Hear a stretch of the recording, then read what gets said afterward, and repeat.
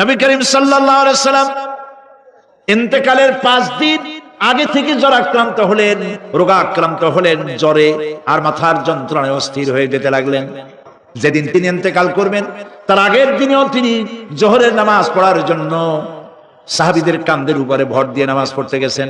পা উঁচু করে নিতে পারেন নাই, পা টেনে টেনে নিয়েছেন। তিনি সেখানে খুতবা দিলেন, বললেন, ও আমার উম্মতেরা, এই পৃথিবীতে আল্লাহ রাব্বুল আলামিন তার এক বান্দাকে পৃথিবীর সব জাগতিক সম্পদ দিতে চেয়েছিলেন, কিন্তু সেই বান্দা সব জাগতিক সম্পদকে উপেক্ষা করে আল্লাহর সঙ্গে দিদার করা বেশি পছন্দ করেছেন। কেউ কিছুই বুঝলো না। হযরত আবু বকর রাদিয়াল্লাহু তাআলা আনহু খুব কাঁদতে লাগলেন। তিনি বুঝতে পেরেছেন যে এই পৃথিবীতে সমস্ত সম্পদ দিতে চেয়েছিলেন আল্লাহ, যাকে তার নাম বিশ্বনবী। তিনি সবগুলি উপেক্ষা করে আল্লাহর সঙ্গে দিদার করা বেশি পছন্দ করেছেন। আমরা অতি তাড়াতাড়ি নবীজি থেকে নবীর এতিম হয়ে যাব। পরের দিন ইশার নামাজের ওয়াক্ত হলো, আযান হয়ে গেল, মসজিদে মুসল্লিরা ভরে গেছে, সাহাবায়ে কেরাম সব এসে গেছেন। হুজুরের জন্য বহুক্ষণ অপেক্ষা করার পর হযরতে আবু বকর রাদিয়াল্লাহু তাআলা আনহু তিনি ইমামতির জায়গায় দাঁড়িয়ে গেছেন। নবীজি বেহুশ অবস্থায় ছিলেন ঘরের মধ্যে। হুশ আসার পর তিনি হযরত আয়েশাকে বললেন, আয়েশা, মসজিদে নববীতে এখন কি হতেছে? তিনি বললেন, নামাজ হচ্ছে। লোকেরা আপনার অপেক্ষা করেছে, কিন্তু আপনাকে না পাইয়া দীর্ঘক্ষণ অপেক্ষা করার পর আপনাকে না পেয়ে আমার বাবার ইমামতিতে তারা নামাজ পড়তেছে, কিন্তু মুসল্লিদের মধ্যে কান্নার রোল পড়ে গিয়েছে। তাদের ধারণা হয়েছে নবীজির জায়নামাজে যখন হযরত আবু বকর দাঁড়ায় গেছে, নবীজির পিছনে নামাজ পড়া আর আমাদের কিসমতে হবে না। নবীজি বলছেন, আয়েশা রে, মসজিদে নববীর দিকের দরজাটা খুলে দাও, আমি নামাজের দৃশ্য দেখতে চাই। দরজা খুলে দেওয়া হলো। নবীজি কোন রকম মাথা উঁচু করে মসজিদে নববীতে নামাজের দৃশ্য নিজে অবলোকন করে আবার শুয়ে পড়লেন। হযরত আয়েশা লক্ষ্য করে দেখেন নবীজির চোখের পানি দিয়ে কোনা দিয়া পানি বেয়ে বেয়ে পড়ছে। হযরত আয়েশা প্রশ্ন করলেন, ইয়া রাসূলুল্লাহ, নামাজের দৃশ্য দেখি কাঁদছেন কেন? হুজুর বলেন, আয়েশা রে, এটা কোনো দুঃখের পানি নয়, আমি কাঁদতেছি এই জন্য, এই নামাজের জামাত কায়েমের জন্য তায়েফের ময়দানে অনেক রক্ত ঝরেছে, আবার উহুদের ময়দানে দান দান শহীদ হয়েছে, সাহাবায়ে কেরাম জীবন দিয়েছে। আজ আমি দেখতে পেলাম আমার উম্মতেরা জামাতে নামাজ পড়ছে। আমার ধারণা হলো ভবিষ্যতে কিয়ামত পর্যন্ত আমার উম্মতেরা এইভাবে জামাত বন্দী হয়ে নামাজ আদায় করবে। নবীজি আবার বেহুশ হয়ে পড়লেন। মসজিদে নববী থেকে আজ আর কেউ বাড়ি যায় না, সবাই কান্দে। আজ রাত বোধহয় নবীজি কাটাবেন না। মেয়েরা কাঁদতেছে, সাহাবায়ে কেরাম কাঁদতেছেন, আজওয়াজে মুতাহারাত তারা কাঁদতেছে। নবীজির আবার হুশ হলো, তাকায় দেখেন ঘরের মধ্যে কান্নাকাটি, মসজিদে নববীতে কান্নাকাটি। সবথেকে বেশি কাঁদতেছেন মা ফাতেমা। নবীজি হযরত ফাতেমার কান্না দেখে ইশারা করলেন, কাছে আয়। হযরত ফাতেমা রাসূলের কাছে গেলেন। নবীজি কানে কানে কি যেন বললেন, কান্নাটা বন্ধ হয়ে গেল। হযরত আয়েশা জিজ্ঞেস করলেন, মা, তোমার আব্বা তোমার কানে কি বললো আর কান্না বন্ধ হয়ে গেল? হযরত ফাতেমা বলে, আম্মাজি, আমার আব্বা আমাকে বললেন, মা ফাতিমা, তোমার কান্না আমার বরদাস্ত হয় না, কেঁদো না, আমি মৃত্যুর পরে সকলের আগে তোমার সাথে আমার দেখা হয়ে যাবে। হযরত ফাতেমা বলছেন, আম্মাজি, আমি বুঝতে পেরেছি আমার আব্বার এই কথার অর্থ কি। নবীজির ইন্তেকালের পরে আত্মীয় স্বজনের মধ্যে সবার আগে আমার মৃত্যু হবে, আর আমার পিতার সাথে আমি মিলিত হতে পারবো। রাত যখন শেষ হয়ে এলো, নবীজির হুশ হয়েছে, তাকায় দেখেন হযরত জিবরাইল দাঁড়ানো। হযরত জিবরাইল নবীজির চেহারা মোবারকের দিকে তাকায় বলেন, আসসালামু আলাইকা ইয়া রাসূলুল্লাহ, আল্লাহ আপনাকে সালাম বলেছেন, আর আল্লাহ পাক জানতে চেয়েছেন আপনার মুখে আপনি কেমন আছেন। আল্লাহ জানেন আপনার অবস্থা কি, তারপরেও আপনার মুখে শুনতে চেয়েছেন আপনি কেমন আছেন। নবীজি বলছেন, জিবরাইল, বড় কষ্টে আছি, বড়ই যন্ত্রণা, বড়ই কষ্ট। হযরতে জিবরাইল বলছেন, ইয়া রাসূলুল্লাহ, আজকে এক নতুন ফেরেশতা আমি সাথে করে নিয়ে এসেছি। এই ফেরেশতা পৃথিবীর কোন নবী অথবা কোন মানুষের কাছে যাওয়ার জন্য অনুমতি চায় না, আজ আপনার কাছে অনুমতি ভিক্ষা চায় কাছে আসার জন্য। ওই ফেরেশতার নাম হচ্ছে মালাকুল মউত। হযরতে মালাকুল মউত বলেন, ইয়া রাসূলুল্লাহ, এই পৃথিবীতে আদম আলাইহিস সালাম থেকে নিয়ে পর্যন্ত কোন মানুষের জান কবজের জন্য আমার অনুমতি চাওয়া লাগে নাই, আর কোনোদিন লাগবে না। আজ আমি আসার সময় আল্লাহ বলেছেন আপনার জান কবজের জন্য আমি যেন আপনার কাছে অনুমতি ভিক্ষা চাই। নবীজি বলছেন, আমি যদি অনুমতি না দেই তো কি হবে? হযরতে মালাকুল মউত বলছেন, ইয়া রাসূলুল্লাহ, অনুমতি যদি না দেন আমি ফেরত চলে যাব, আমাকে সেভাবেই বলা হয়েছে। হযরতে জিবরাইল বলেন, ইয়া রাসূলুল্লাহ, হে আল্লাহ রাব্বুল আলামিন আপনার দিদারের ইন্তজার করতেছে। নবীজি বলছেন, মালাকুল মউত, তুমি জান কবজের কাজ শুরু করো। মালাকুল মউত যখন কাছে এসেছে, রাসূল জিজ্ঞেস করলেন, আয়েশা, ঘরে যে কয়েক টুকরা স্বর্ণ ছিল সেগুলোর কি অবস্থা? ছোট ছোট 6 টুকরা স্বর্ণ ছিল। হযরত আয়েশা বলছেন, হুজুর আমি এগুলো রেখে দিছি। হুজুর বলছেন, না, রাখতে পারবে না, আমার ইন্তেকালের আগে খয়রাত করে দাও। মুহাম্মদ সাল্লাল্লাহু আলাইহি ওয়াসাল্লাম আল্লাহর কাছে অবস্থায় উঠবে না যে তার ঘরের ভিতরে সোনা ছিল, দিয়ে দাও, খয়রাত করে দিয়ে দাও। হযরতে মালাকুল মউত রাসূলের জান কবজ শুরু করে দিলেন। রাসূলুল্লাহ জীবনের শেষ কথা বললেন, আসসালাত আসসালাত ওয়া মা মালাকাত আইমানুকুম।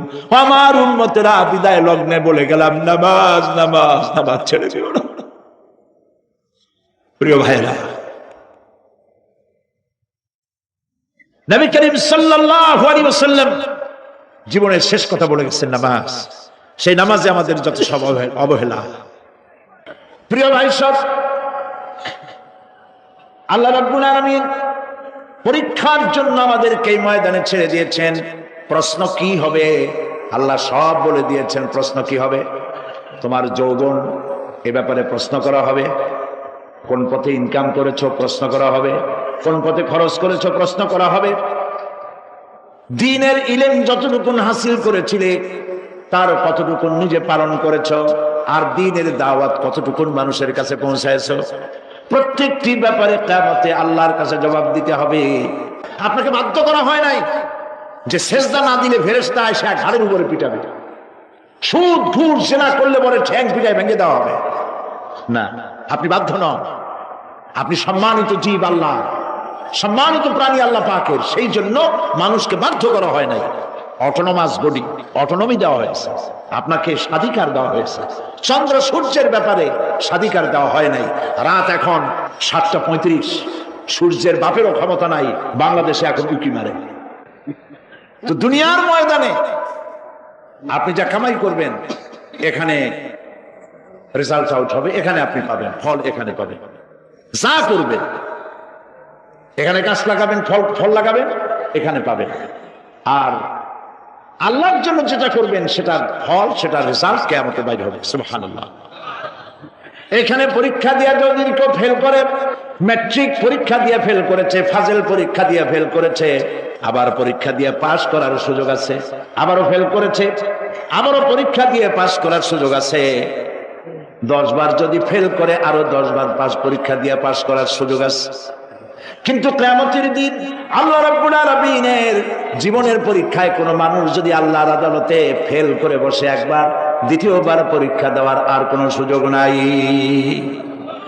এই পৃথিবীতে যদি কেউ নিম্ন আদালতে মামলায় হেরে যায়, জজ কোর্টে করবে, যদি হেরে যায় হাইকোর্টে করবে, হেরে গেলে আপিল করবে সুপ্রিম কোর্টে, সুপ্রিম কোর্টেও যদি হেরে যায় তাহলে প্রেসিডেন্টের কাছে আপিল করবে।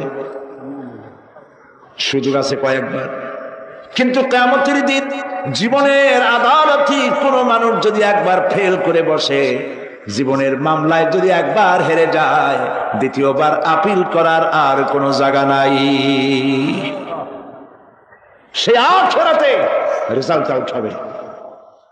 আমরা সব মরে যাব। আমরা সব কি হব? সব মরে যাব। আল্লাহ পাক আমাদেরকে উঠাবেন। আবার মানুষকে কবরে রাখার সময় আমরা কি বলি? মিনহা খালাকনাকুম, জানেন না? পড়েন, মিনহা খালাকনাকুম ওয়া ফিহা নুঈদুকুম ওয়া মিনহা নুখরিজুকুম তারাতান উখরা। এই মাটি দিয়ে তোমাকে তৈরি করা হয়েছিল, এই মাটির মধ্যে রেখে গেলাম, এর থেকে আবার তোমাকে উত্থিত করা হবে। কে বলতেছেন কথা? আল্লাহ পাক বলছেন, আল্লাহ তাআলা বলছেন। কি নিষ্ঠুর এই পৃথিবী! ভেবে দেখেছেন কি একবারও কি ভেবে দেখেছেন এই পৃথিবী কত নিষ্ঠুর? এই সন্তান সন্ততি সব একটি মোহ, একটি মায়া, একটি মহব্বত, একটি প্রতারণা।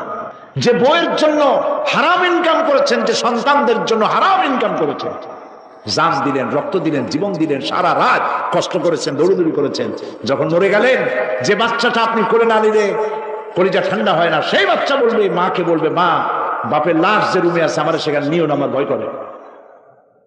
ঠিক কিনা? স্ত্রীও আরো দু একজন লোক না হলে লাশের ঘরে থাকতে পারবে না, তারও ভয় করবে। থাকলে বড় জোর মা থাকতে পারে, বাপ থাকতে পারে। যাকে বিবাহ করার পর অনেক সন্তান আছে, মা বাপকে চোখে দেখতে পারে না, বল কথা মতো মায়ের সাথে কথা বলা বন্ধ করে দেয়। হয়তো কুমিল্লা এরকম নাও থাকতে পারে। বউ তো নালিশ করছে, মায়ের সাথে কথা কথা আবার বলে, এই বুড়িটা মরে না কেন? নাউযুবিল্লাহ, নাউযুবিল্লাহ। বুড়িটারে মরার কথা বলতেছো তুমি? তোমার ছোট্টবেলায় যখন তোমার টাইফয়েড হয়েছিল, অসুখ করেছিল, গরিব বাবা, বাড়িতে ল্যাপ নাই, খাতা নাই, তোষক নাই, সেই জায়গায় মা তার কাপড় বিছায় দিয়া বুকের উপরে নিজের শরীরের উষ্ণতা দিয়া বাঁচায় রাখার চেষ্টা করেছে, নিজে না খেয়ে খাওয়াইছে, অসুখ সারে না। মা ওই মুমূর্ষু বাচ্চার সেলানে তার মাথার কাছে বসে তাহাজ্জুদের নামাজ পড়ে কোরআন শরীফ তেলাওয়াত করে, চোখ দিয়া পানি পড়ে, আর বলতে তাকে, রব্বুল আলামিন আমার জীবনটারে দিয়া আমার কলিজার টুকরার সন্তানটারে বাঁচাইয়া দাও। যেই মা নিজের জীবন দিয়া সন্তান বাঁচাইতে চাইলো, সেই সন্তান আজকে বউ পাইয়া মাকে ভুলে যায়, মায়ের সাথে খারাপ ব্যবহার করে। আল্লাহ রাব্বুল আলামিন বলেছেন, মা বাবার সঙ্গে খারাপ ব্যবহার করো না, ভালোবাসায় কথা বলো। ওয়াকুল লাহুমা কাওলান কারীমা, সম্মান সূচক কথা বলো। মা বাবার জন্য দোয়া করো আমার কাছে। কে বলতেছেন? আল্লাহ তাআলা বলছেন, দোয়া করো আমার কাছে এই ভাষায়, রব্বিরহামহুমা কামা রাব্বায়ানি সাগীরা। পড়েন সবাই, রব্বিরহামহুমা কামা রাব্বায়ানি সাগীরা। আয় আমার রব, আমার মা বাপ যেমন ছোটবেলায় আমাকে অত্যন্ত যত্ন করে লালন পালন করেছেন, আল্লাহ তাআলা তুমি দয়া করে আমার মা বাপকে তোমার রহমতের করে লালন পালন করো। সুবহানাল্লাহ। প্রত্যেক নামাজের পর সকলে এই দোয়া পড়বেন, মনে থাকবে? মনে থাকবে? প্রিয় ভাই সব, সেই কিয়ামতের মাঠে আমাদেরকে উঠতে হবে, আল্লাহর দরবারে উঠতে হবে। সেই সময় আমাদেরকে কেউ উপকার করবে না।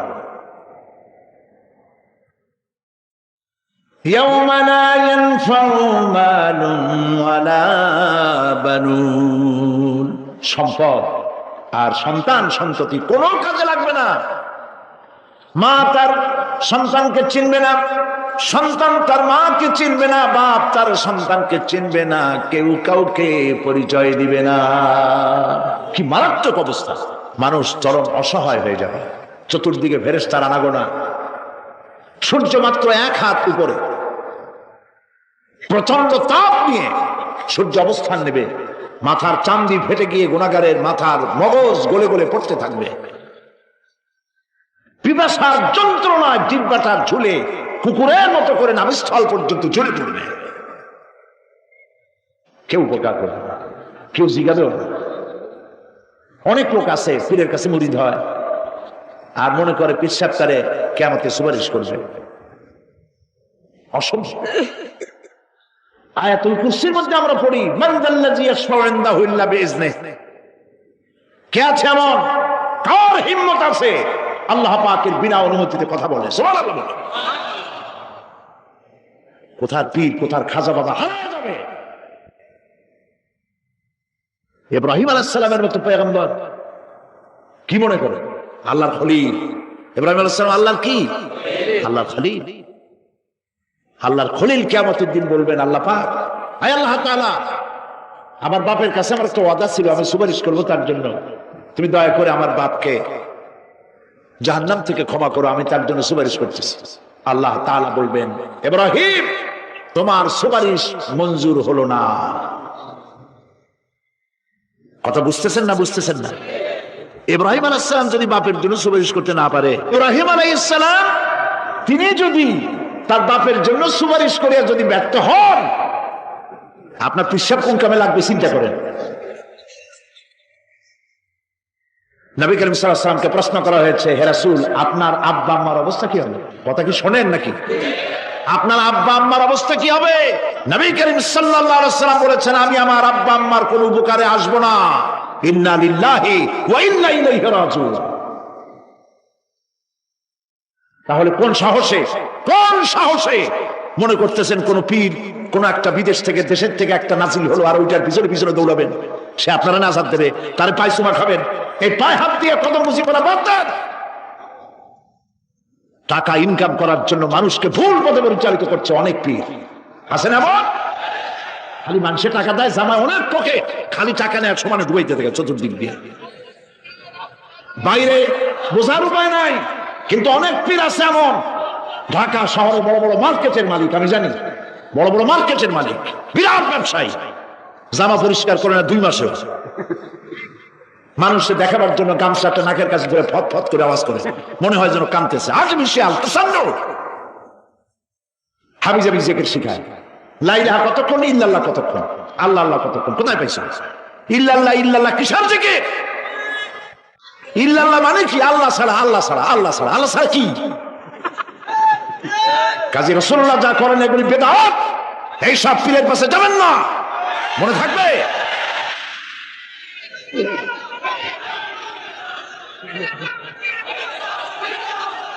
প্রিয় ভাই সব, কিয়ামতের দিন আপনার আমল, একমাত্র আমল আপনাকে বাঁচাইতে পারবে। এই কোরআন শরীফে আল্লাহ পাক বলেছেন, ইয়া আইয়ুহাল্লাযীনা আমানু আবতাগু ইলাইহিল ওয়াসিলা, হে বিশ্বাসীরা ওসিলা ধরো। ধুরন্ধর এক শ্রেণীর লোকেরা এর অর্থ করেছে পীরগণ। দুনিয়ার কোন তাফসীর, যত মুফাসসির পৃথিবীতে জন্মগ্রহণ করেছেন, কোন মুফাসসির এটা বলেন নাই আবতাগু ইলাইহিল ওসিলার মানে হলো পীর ধরো। বরং সমস্ত তাফসীর মুহাক্কিকিন বলেছেন আবতাগু ইলাইহিল ওসিলা আই আমলে সালেহ, নেক আমলের ওসিলা ধরো। সুবহানাল্লাহ, নেক আমলের ওসিলা ধরো। প্রিয় ভাই সব, ধান্দাবাজি ছাড়তে হবে। কিয়ামতের দিন মানুষ একেবারে অসহায় হয়ে যাবে, কেউ সাহায্য করবে না। সেই দিন প্রশ্নপত্র সামনে আসবে, আমলনামাগুলি বেঈমানের পিছন দিক থেকে বাম হাতে আসবে, আর ইমানদারের সামনে থেকে ডান হাতে আসবে। আমলনামা হাতে পাওয়ার সঙ্গে সঙ্গে বেঈমান বুঝে ফেলবে তার জায়গা কোথায়। আপনি আমি কেমনে সৃষ্টি হয়েছে? আল্লাহ পাক কোরআনের ভিতরে বলেছেন, ইন্না খালাকনাকুম মিন তুরাবিন সুম্মা মিন নুতফাতিন সুম্মা মিন আলাকাতিন সুম্মা মিন মুদগা। নিষ্প্রাণ মাটি দিয়ে তোমাকে উৎপন্ন করা হয়েছে, নিষ্প্রাণ মাটি উপাদান দিয়ে তোমাকে তৈরি করা হলো। মায়ের পেটের ভিতরে এক ফোঁটা নাপাক পানি জমাট রক্তে পরিণত হয়ে গেল, জমাট রক্ত আস্তে করে গোশত পিণ্ড হলো, গোশত পিণ্ডকে সুন্দর করে সাজায়া হাড্ডি গুড্ডি বানায়া স্ট্রাকচার তৈরি করে তার উপরে ফাকাসাউনাল ইযামা লাহমা, চামড়া দিয়ে গোশত দিয়া সাজায়া সুন্দর করে বানালাম। আল্লাহর পরিচয় শুনুন। আল্লাহ আমার কেমন আল্লাহ? মায়ের পেটের ভিতরে সন্তান বানায়া এরপরে যখন রূহ দেওয়া হয়েছে, ক্ষুধা লেগেছে, খাবারের প্রয়োজন হয়েছে, আল্লাহ রাব্বুল আলামিন ওই কচি বান্দা মায়ের পেটে বসে কি খাবে সেজন্য তার মা চিন্তা করে নাই, বাবা চিন্তা করে নাই, সরকার চিন্তা করে নাই। আল্লাহ রাব্বুল আলামিন মায়ের মাসিক অসুখকে বন্ধ করে দিয়ে সন্তানের নাভির সাথে আর মায়ের নাভির সাথে তার লাগায়া, পাইপ লাগায়া মায়ের মাসিক অসুখের রক্তগুলি দিয়ে সন্তানকে বড় বানালেন। মুখ দিয়া এই রক্ত পান করালেন না, মুখটাকে পবিত্র রেখে দিলেন যাতে করে পৃথিবীতে আসার পর ওই মুখ দিয়া আল্লাহ রাব্বুল আলামিনের জিকির করতে পারো। সন্তান মায়ের ভিতরে, পেটের ভিতরে বড় হলো, আল্লাহ রাব্বুল আলামিন বলেন মাস দিন যখন পুরা হয়ে গেল, সুম্মা নুখরিজুকুম তিফলা, বাচ্চার আকারে পৃথিবীতে নিয়ে আসলাম। এখন খাবা কি? পৃথিবীতে যখন বাচ্চা এলো তখন তার পেটের সাথে যে সংযোগ ছিল মায়ের নাভির সাথে আর সন্তানের নাভির সাথে, সেই সংযোগ তার আর কি থাকলো? কি করা হলো? কেটে দেওয়া হলো। লক্ষ্য করুন, খাবারের জন্য একটি মাত্র পাইপ আল্লাহ লাগাইছিলেন, পৃথিবীতে সন্তান আসার সঙ্গে সঙ্গে পাইপটা কেটে দেওয়া হলো। এবার কি খাবে? আল্লাহ রাব্বুল আলামিন মায়ের বুক থেকে সন্তানের জন্য এবার সিঙ্গেল সিগন্যাল, তার জন্য সিঙ্গেল কোন লাইন যেটা ছিল কেটে দিয়া মায়ের বুক থেকে সন্তানের জন্য ডাবল লাইন আল্লাহ চালু করে দিলেন। এমন দুধ বানায় দিলেন যা শুধু খাবার নয়, শুধু ফুড ভ্যালু নয়, এই দুধের ভিতরে ক্যালসিয়াম, এর মধ্যে ভিটামিন, এর মধ্যে আয়রন, এর মধ্যে মেডিসিন। দুনিয়ার এই সন্তান ছিল ফি কারারিন মাকিন, সুরক্ষিত জায়গার ভিতরে ছিল, কোনো পলিউশন সেখানে যেতে পারতো না, রোগের জার্ম সেখানে যেতে পারতো না। দুনিয়ায় এলো দূষিত আবহাওয়ার ভিতরে, এই সন্তানকে এখনই অ্যান্টিবায়োটিক খাওয়ালে পরে অসুবিধা হবে। আল্লাহ রাব্বুল আলামিন মায়ের দুধের ভিতরে ঔষধ দিয়া রোগের প্রতিষেধক বানায়া দিলেন। এ হলো আমার আল্লাহ। এ আমার কে? আল্লাহ। জোরে বলেন আল্লাহ। আল্লাহ আল্লাহ রাব্বুল আলামিন মায়ের দুধ দিয়ে সন্তানকে বড় করলেন আর শোনায় দিলেন, খবরদার এই মায়ের সাথে, এই বাপের সাথে নাফরমানি করবি না। মা বাপের জন্য আমার কাছে দোয়া করবে, রব্বির হামহুমা কামা রাব্বায়ানি সগীরা। সবাই পড়েন আমার সাথে, রব্বির হামহুমা কামা রাব্বায়ানি সগীরা। আল্লাহ পাক শিখাই দিলেন বান্দারে আমার কাছে দোয়া করায়, আল্লাহ আমার মা বাপ আমাকে ছোটবেলায় যেভাবে স্নেহের কোলে লালন পালন করেছে, এইভাবে আমার মা বাপ তোমার রহমতের কোলে লালন পালন করো। মনে থাকবে ভাইরা? বলেন মনে থাকবে? প্রত্যেক নামাজের পরে মা বাবার জন্য দোয়া করবেন, বেঁচে থাকুক আর মরে যাক, দোয়া করবেনই। মনে থাকবে? রব্বির হামহুমা কামা রাব্বায়ানি সগীরা। আবার পড়েন, রব্বির হামহুমা কামা রাব্বায়ানি সগীরা। আল্লাহ পাক মায়ের মর্যাদা এত বাড়াইছেন, সাহাবী প্রশ্ন করেছে, ইয়া রাসূলুল্লাহ খেদমত করব কার? হুজুর বলেন তোমার মায়ের, তারপরে কার? তোমার মায়ের, তারপরে কার? তোমার মায়ের, তারপরে কার? তোমার পিতার। বাপের চাইতে মায়ের মর্যাদা আল্লাহ 3 গুণ বাড়াইয়া দিলেন, 3 গুণ বৃদ্ধি করে দিলেন।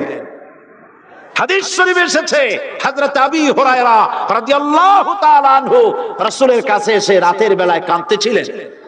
হুজুর প্রশ্ন করলেন, আবু হুরায়রা কাঁদো কেন? হযরত আবু হুরায়রা বলছেন, হুজুর মা আমাকে মেরেছে। তিনি প্রশ্ন করলেন, আচ্ছা মা তোমারে মারলো কেন? তুমি কি কোনো বেয়াদবি করছো? তিনি বললেন না। তবে মারলো কেন? হযরত আবু হুরায়রা বলেন, ইয়া রাসূলুল্লাহ আপনার খেদমত থেকে বাড়ি ফিরতে আমার দেরি হয়ে গিয়েছিল। গভীর রাত্রে যখন বাড়ি গেছি, মা আমাকে প্রশ্ন করলেন, বাবা দেরি হলো কেন, কোথায় ছিলি? তাম পৃথিবীর মানুষ যেই কদম মোবারক চুমু দিতে পারলে ধন্য হয়ে যায়, সেই আখিরি জামানার পয়গম্বর নবী মুহাম্মদ রাসূলুল্লাহ সাল্লাল্লাহু আলাইহি সাল্লামের দরবার থেকে আসতে আমার দেরি হয়ে গেছে। ইয়া রাসূলুল্লাহ আমার মা আপনার নাম শুনে তার গা জ্বলে উঠলো, তিনি কাফের মুশরিকা। আপনার নাম শুনে অগ্নি শর্মা হয়ে আমাকে ধরে পিটানো আরম্ভ করলেন আর বললেন, আবু হুরায়রা হয় মুহাম্মদ সাল্লাল্লাহু আলাইহি সাল্লামের বাড়ি ছাড়বি, নইলে আমার বাড়ি ছাড়বি, কি করবি বল? মার খেতে খেতে আমি বললাম, মা তোমার গায়ে যত শক্তি আছে আমারে মারো।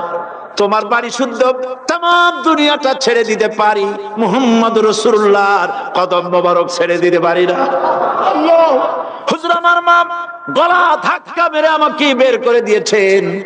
হুজুর বলছেন, আবু হুরায়রা, মা তোমাকে মেরেছে আর আমার কাছে নালিশ করছো, আমি তোমার মায়ের কোনো বিচার করতে পারবো না। সুবহানাল্লাহ।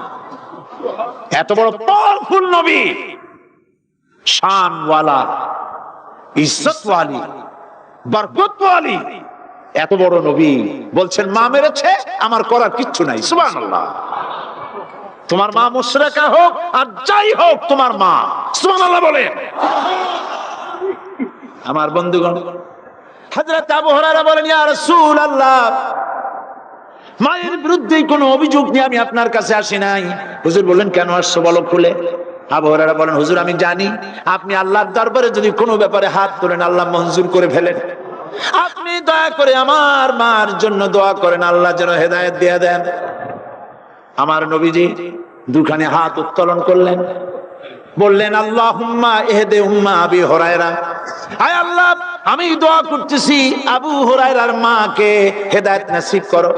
হুজুর হাত তুলে মোনাজাত করছেন, আবু হুরায়রা দৌড় দিলেন বাড়ির দিকে।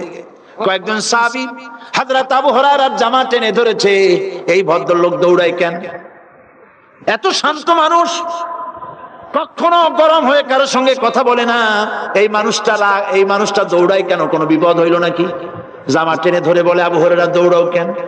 হযরত আবু হুরায়রা বলেন, জামাত ছেড়ে দাও, কোনো বিপদ আমার হয় নাই, আমি দৌড়াইয়া বাড়ি যাই দেখতে চাই। আমি দৌড়াইয়া আগে বাড়ি যেতে পারলাম না, আমার নবীর দোয়া আগে আমার বাড়ি চলে গেছে, আমি এটা দেখতে চাই। হযরত আবু হুরায়রা দৌড়াতে দৌড়াতে বাড়ি চলে গেছেন। দরজায় নক করলেন, ভেতর থেকে আওয়াজ এলো, কে? তিনি বললেন, আমি আবু হুরায়রা, মা দরজা খুলে দাও, আমি তোমার সন্তান। মা বললেন, বাবা অপেক্ষা করো, দরজা খুলতেছে। হযরত আবু হুরায়রা বলেন, মায়ের গলার আওয়াজের ভেতরে কুফরি কর্কশতা পেলাম না, মায়ের গলার আওয়াজের ভেতরে তাওহীদের নরমিয়াত পেলাম। আমার কাছে মনে হলো আমি আবু হুরায়রা বাড়ি আসার আগে নবীজির দোয়া আল্লাহর আরশে পৌঁছে গেছে। আবু হুরায়রা বলছেন, মা আমার কিছুক্ষণ পরে ঘরের থেকে বেরিয়ে এসেছেন, আমি দেখলাম মায়ের শরীর ভিজা, মাথার চুল দিয়া পানি টপকাচ্ছে। মা আমার বললেন, বাবা